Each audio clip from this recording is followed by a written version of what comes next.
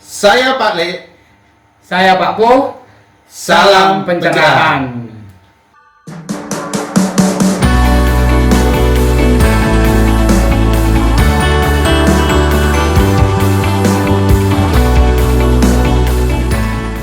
Nah, barusan disampaikan oleh Pak Po terkait dampak ekonomi yang terjadi akibat virus corona ini. Nah, banyak sekali dampak-dampak ekonomi karena kita tahu bahwasanya disampaikan juga oleh Pak Po tadi berkaitan dengan penghasilan masyarakat kita yang bersifat non formal atau di sini harian. Hal ini juga mengakibatkan pada dampak sosial kita. Masyarakat itu juga sedang bingung bagaimana sikap yang harus mereka lakukan, harus panikkah dalam menjalankan kehidupan sehari-hari atau harus tenang-tenang saja melihat virus ini semakin menyebar luas, seperti kita melawan sesuatu yang nggak tampak. Tapi ketika dikatakan tidak ada, itu sudah jelas korbannya sudah sampai dengan ribuan hari ini. Menurut Pak Po, dampak sosial di negara Indonesia ini bagaimana, Pak? Baik, untuk dampak sosialnya, ketika masyarakat panik, ini juga menjadi salah satu faktor penyebaran coronavirus secara masif. Ini adalah kepanikan di masyarakat. Tapi kita tidak bisa menyalahkan ketika masyarakat ini panik, karena mereka juga tidak tahu sebenarnya virus ini bagaimana, penanganannya seperti apa, dan seterusnya. Nah, sehingga kemudian masyarakatnya panik. Dari kepanikan itu ditambah lagi kemudian muncul stigma-stigma negatif, terutama terhadap mereka yang menjadi korban positif. Banyak sekali kita bisa menyaksikan kasus-kasus korban meninggal khususnya akibat virus ini yang kemudian ditolak oleh masyarakat. Nah, ini salah satu dampak sosial yang terjadi, dan ini murni menurut Pak Po bukan kesalahan masyarakat, karena memang masyarakat tidak paham benar mengenai virus ini seperti apa dan bagaimana, karena sejak awal sosialisasinya memang sangat minim. Belum lagi kemudian para orang tua ketika pendidikan anak-anaknya dialihkan melalui pendidikan daring, ini juga memberikan pengeluaran ekonomi yang luar biasa, sehingga kemudian dibutuhkan kos yang lebih tinggi. Tapi di satu sisi para orang tua ini juga mengalami penurunan omset, ya, karena mereka juga mengalami penurunan secara ekonomi akibat adanya pembatasan sosial dan dampak secara umum dari coronavirus ini. Ya, tadi ada yang sedikit menarik, Pak Po, mohon maaf kita potong ya. Terkait kepanikan, apakah ada imbas dari keterbukaan informasi saat ini yang mampu menyebar luas melalui media sosial? Nah, apakah itu juga akan berimbas terhadap kepanikan dan juga efek sosial masyarakat itu? Nah, bagaimana menurut Pak Po? Iya, jelas. Ketika kemudian media sosial ini hari ini sangat mudah diakses oleh masyarakat, tetapi masyarakat juga tidak punya kemampuan untuk memilah, memfilter mana kemudian itu informasi yang hoax atau yang memang real, ini yang kemudian menimbulkan kepanikan itu. Jadi kepanikan itu muncul karena pertama ketidaktahuan, kemudian kesimpang siuran berita yang muncul sangat masif di media sosial, sehingga masyarakatnya akhirnya panik. Nah, panik ini yang kemudian menyebabkan tadi itu masyarakat berbondong-bondong, rame-rame datang ke swalayan untuk memborong masker dan hand sanitizer, yang pada akibatnya justru mempercepat proses penyebaran virus ini.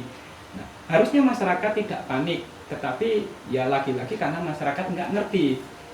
Beda kemudian kalau masyarakat ini tidak panik, mereka paham benar, ada sosialisasi dari pemerintah, penanganannya sangat cepat. Pak Po kira dampak sosial akibat pandemi ini tidak kemudian sampai seperti ini itu, sampai yang sekarang terjadi, mulai dari penolakan jenazah korban virus ini, kemudian stigma negatif, keluarga yang menjadi korban juga dikucilkan, sekalipun di beberapa tempat memang ada upaya-upaya yang sudah jauh lebih baik dilakukan oleh masyarakat.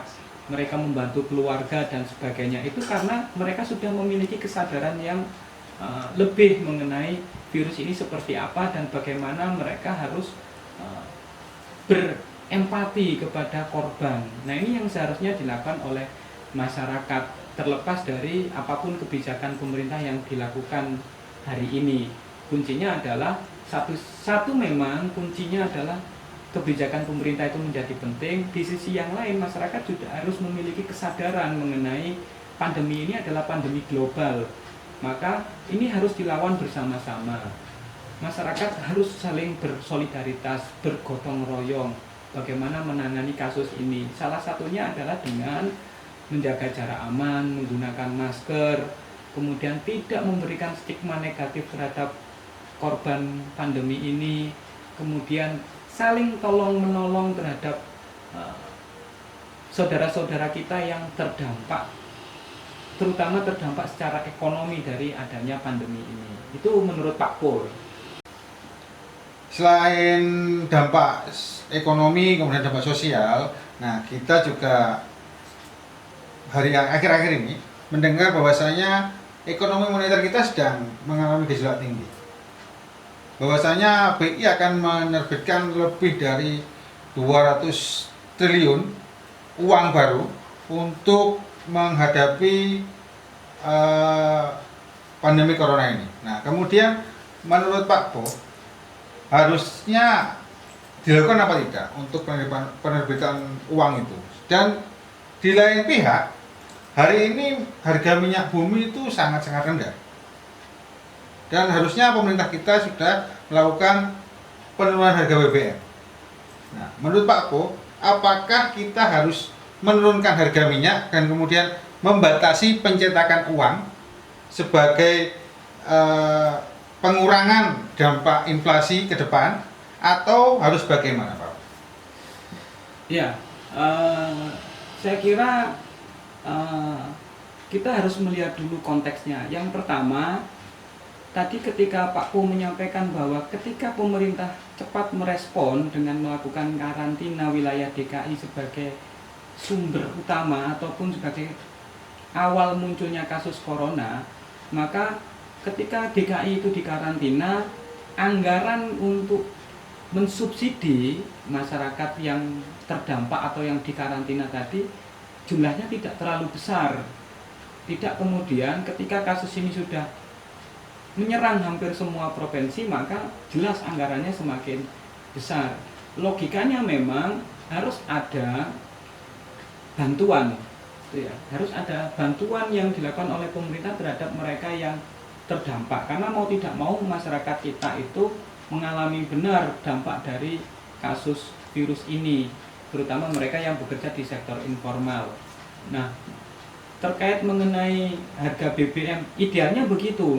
Ketika harga minyak dunia ini jatuh, maka harusnya BBM kita juga ikut turun, karena kita adalah negara dengan penghasil minyak terbesar di dunia. Seharusnya kita juga bisa ikut menentukan harga minyak dunia, bukan kemudian kita sebagai penghasil minyak malah mengekor harganya dari kebijakan-kebijakan negara-negara lain yang justru tidak punya minyak tetapi bisa ikut mengatur harga minyak dunia.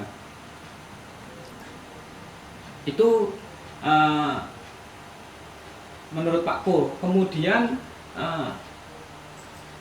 dalam konteks hari ini untuk penanganan kasus corona sebenarnya pemerintah juga masih punya anggaran untuk kemudian bisa menyelesaikan kasus ini lebih cepat.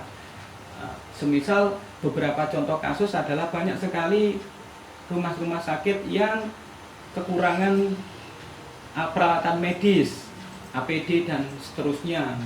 Kemudian laboratorium untuk melakukan tes terhadap orang-orang yang menunjukkan gejala coronavirus ini juga masih sangat belum merata di semua instansi kesehatan, terutama di level rumah sakit daerah. Nah, saya kira pemerintah ini masih punya anggaran, cuman sayangnya anggaran ini belum kemudian dimaksimalkan.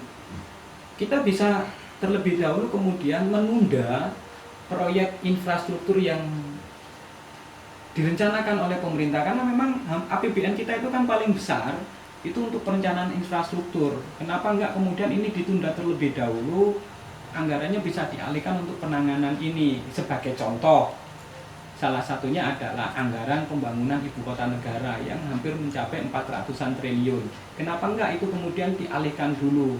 Kan bisa ditunda, bangun ibu kota negara itu kan bukan menjadi hal yang prioritas hari ini, karena yang prioritas adalah bagaimana menyelesaikan kasus ini. Kemudian belum lagi dunia pendidikan kita juga akhirnya terdampak, terutama banyak keluhan dari kawan-kawan mahasiswa semisal yang menyatakan bahwa pengeluaran mereka semakin besar dengan perkuliahan model daring gitu ya. Sehingga ada tuntutan penurunan atau keringanan UKT selama pandemi ini berlangsung. Nah, ini yang juga harus dipikirkan oleh pemerintah. Artinya banyak sekali hal-hal yang bisa dilakukan oleh pemerintah untuk mengatasi pandemi ini, karena negara kita punya anggaran untuk itu. Hanya ini harus dimaksimalkan, dan apakah pemerintah juga mau kemudian memaksimalkan itu. Di sisi yang lain, masyarakat kita juga harus memiliki kesadaran yang jauh lebih maju bahwa ini adalah pandemi, musuh bersama. Maka sudahlah, tidak usah kemudian kita ini saling menyalahkan satu sama lain. Ayo bareng-bareng menyelesaikan kasus ini. Sama-sama kita jalankan kebijakan pemerintah. Tetapi memang ketika kebijakan pemerintah itu dirasa kurang tepat, kurang sesuai, maka ya menjadi kewajiban kita untuk mengkritik gitu. Mengkritik kebijakan pemerintah yang menurut kita memang tidak sesuai, belum sesuai, dan justru tidak serta-merta segera menyelesaikan kasus ini atau pandemi ini. Itu menurut Pak Po. Tonton video kita di konten-konten selanjutnya. Saya Pak Le. Saya Pak Po. Salam Salam pencerahan.